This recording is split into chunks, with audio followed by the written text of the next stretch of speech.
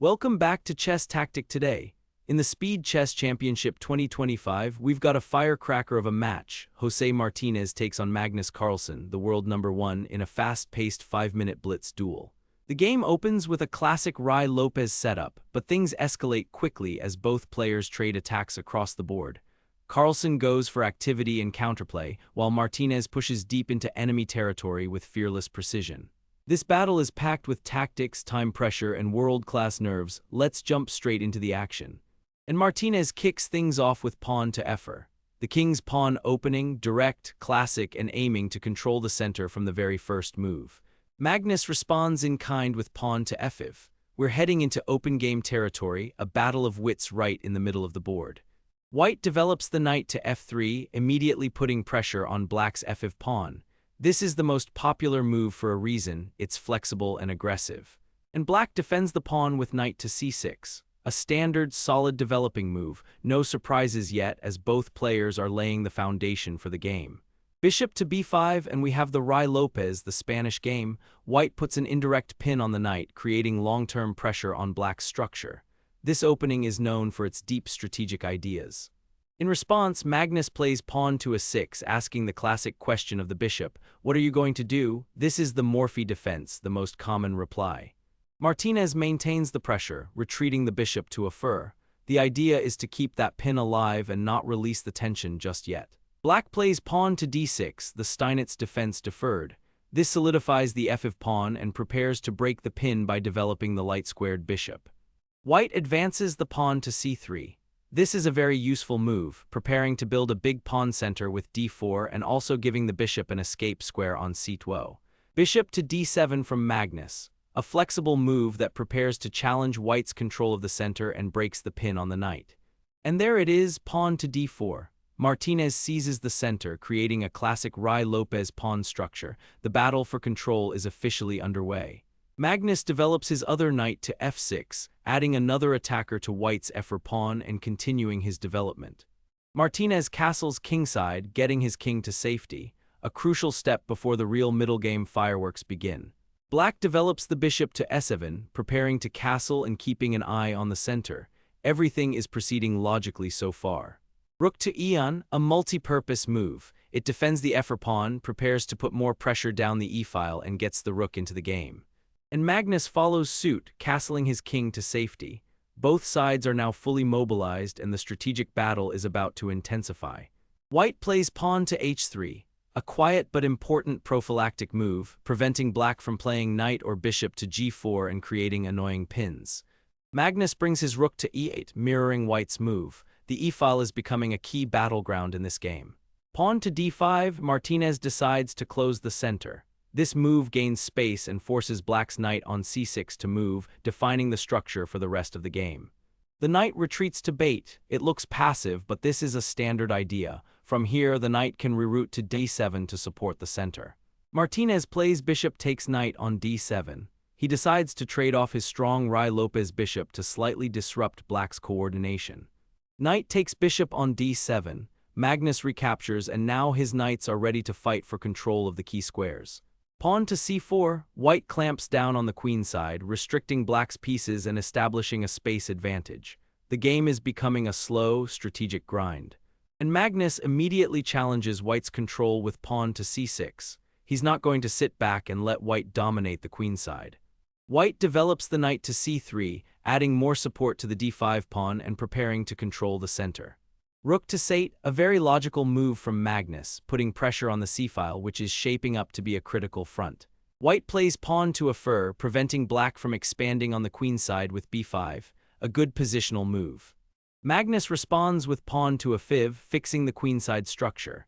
This creates a potential weakness on b5 for White, but also gives black's pieces some stable squares. Bishop to e3, a solid developing move, getting the bishop to a good square where it controls key diagonals and eyes the queenside. And here Magnus plays queen to c7. It seems fine, connecting the rooks, but this is a slight inaccuracy. The queen can become a target here, and it slightly hampers black's coordination. A small detail, but these things add up. Rook to cone, Martinez puts his rook on the open c-file, directly opposing black's queen. He's building pressure piece by piece. Magnus immediately moves the queen away to bait. This confirms that c7 wasn't the ideal square, and he's had to spend a tempo repositioning his queen. Knight to d2, a classic maneuver. The knight is heading to the c4 square, where it will put a lot of pressure on black's position. Black plays bishop to date, a clever defensive move, preparing to challenge white's control of the c7 square. And the knight lands on b3. From here, it's eyeing that juicy c5 square and adding to the queenside pressure. Pawn to h6 from Magnus, a useful waiting move, creating some air for his king and controlling the g5 square. Queen to d3, a flexible centralizing move for the queen, connecting the rooks and preparing to join the action on either side of the board. Bishop to c7.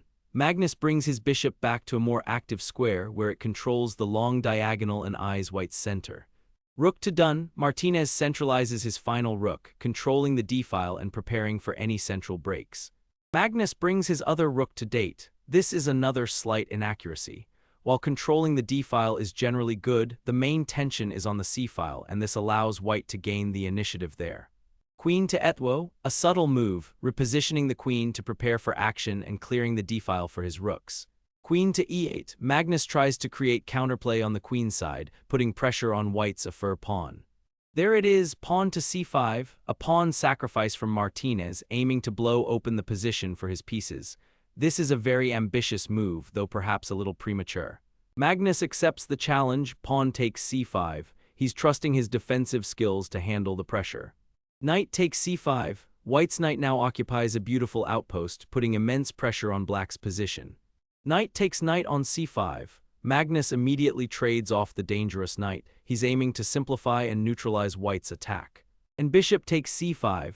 White's bishop now sits on a powerful square, slicing through black's position. Bishop to d6, a fantastic response. Magnus challenges the powerful bishop immediately. His plan is clear, trade off white's best pieces. Bishop takes d6. Martinez agrees to the trade, hoping that his control of the open files will be enough. Rook takes bishop on d6. Magnus recaptures, and his rook is now actively placed on the d-file. Pawn takes c6. White captures the pawn, opening up the c-file for his rook and creating a passed pawn target for black. Magnus trades rooks with rook takes done, check. He continues his strategy of simplification. Rook takes done, white recaptures, and now both sides have a single rook dominating an open file. Pawn takes c6. This is an excellent move from Magnus. Instead of capturing with the rook, he improves his pawn structure and creates a passed c-pawn for the future. Rook to d6. Martinez plants his rook on the 6th rank, a commanding post where it restricts black's pieces. However, it might be a bit too static. Queen to bait. Magnus immediately attacks the rook, forcing it to move and proving that the d6 square wasn't as stable as it looked.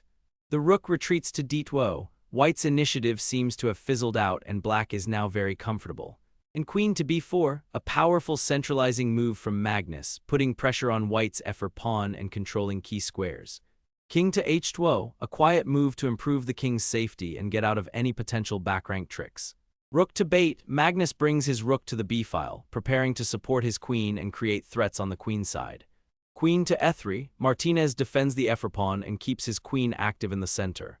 Magnus offers a queen trade with queen to b6. He feels that in the resulting endgame, his better pawn structure gives him good chances.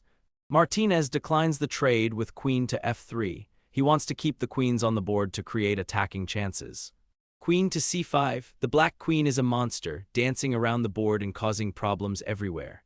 Queen to f5. White's queen finds an active square of its own, eyeing black's kingside. King to fate, a solid move, tucking the king away and preparing to bring it closer to the center for the endgame. Pawn to g3. This move creates a bit of air for the king, but it's a slight inaccuracy as it weakens the kingside light squares. And king to e7 from Magnus. It looks so natural, just bringing the king to the center, but this is a catastrophic blunder. In this one move, the entire evaluation of the game flips. Magnus has walked his king into a deadly pin down the e-file that he completely overlooked. The tide has just turned dramatically. King to g2, an absolutely brilliant quiet move from Martinez. He sees the blunder and calmly improves his king position before launching the decisive attack. This shows incredible nerve. Magnus plays pawn to g6, kicking the white queen. He seems to have realized his mistake and is trying to untangle, but the damage is done. The queen retreats to f3. This move keeps the pressure on, though perhaps not the most precise. White is still completely winning. Rook to b4, Magnus desperately seeks counterplay, putting pressure on white's queenside. Rook to c2, a good defensive move, protecting the second rank and preparing to challenge black's rook. Queen to d4, Magnus's queen remains active but white's attack is brewing. Rook to e2, this move sets up the deadly pin on the e-file that was the point of black's blunder. The black king is now in serious trouble. Queen to b6, Magnus is trying to create distractions, but it's not enough to solve his fundamental problem. Knight to done, and here Martinez makes a mistake. This move is too slow and gives back most of his advantage. Magnus is suddenly back in the game.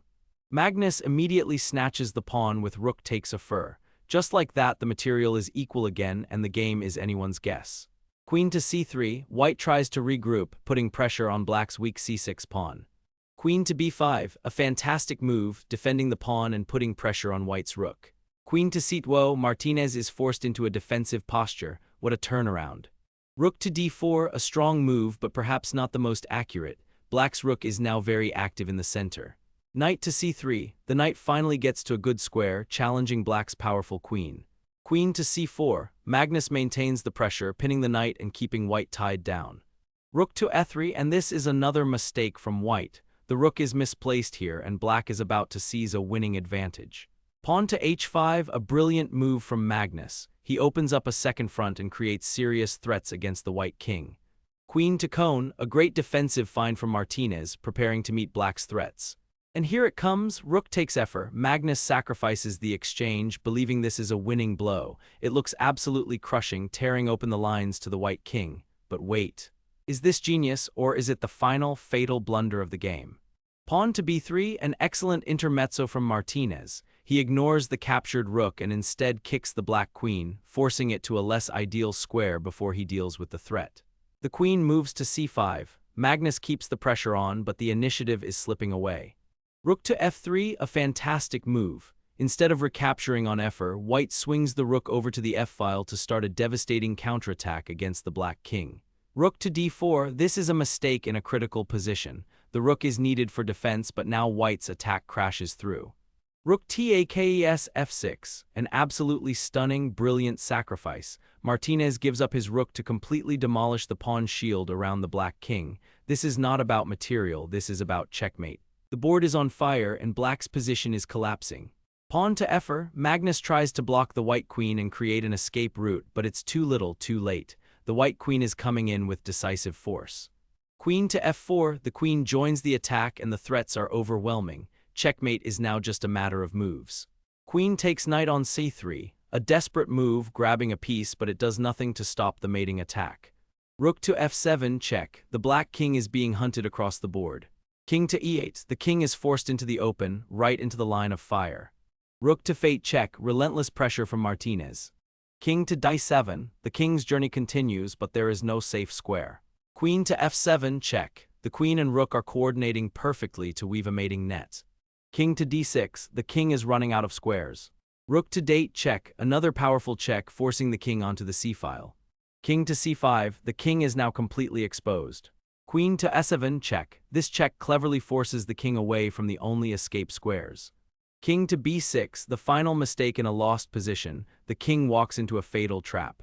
Rook to bait checkmate, and there it is. The rook delivers the final blow, an incredible finish to a wild game, and Magnus Carlsen resigns. What an unbelievable game, a true roller coaster of emotions, with blunders, brilliant sacrifices, and a stunning checkmate to cap it all off. Jose Martinez Alcantara takes down the giant with a beautiful attacking display. Thanks for joining us on Chess Tactic today, and we'll see you next time.